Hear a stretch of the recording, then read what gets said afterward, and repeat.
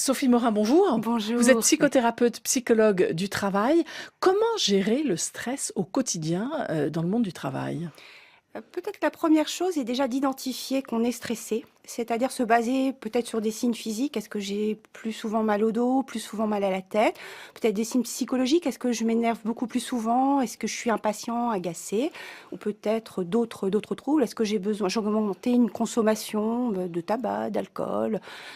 Ou est-ce que je mange plus? Voilà. Donc, identifier déjà le Identifier. stress. Voilà. Et après, on fait quoi? Et une fois que je l'ai identifié, je vais essayer de comprendre ce qui me stresse, donc essayer d'identifier le stresseur.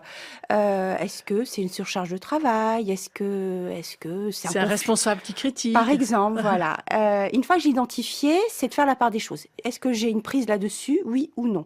Si j'ai une prise là-dessus, je vais tenter de modifier ces conditions de travail. Je peux peut-être exprimer mon ressenti. Pour reprendre l'exemple du chef, essayer, alors en communication non violente, bien évidemment, d'échanger, de voir comment on peut communiquer autrement.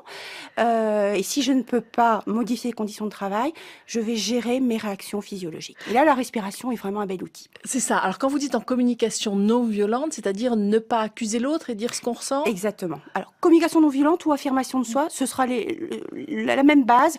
Je pars de mon ressenti. Voilà. Quand vous me dites ça, alors, on n'est pas sur l'accusation, mais on part sur du fait.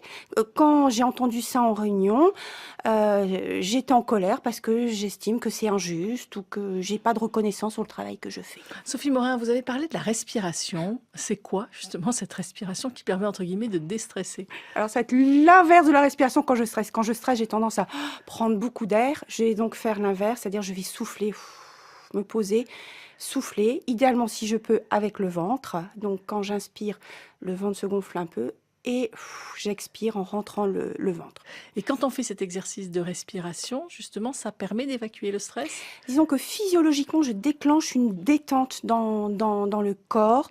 Ça va au moins me permettre de ne pas augmenter mon niveau de stress. Merci Sophie Morin.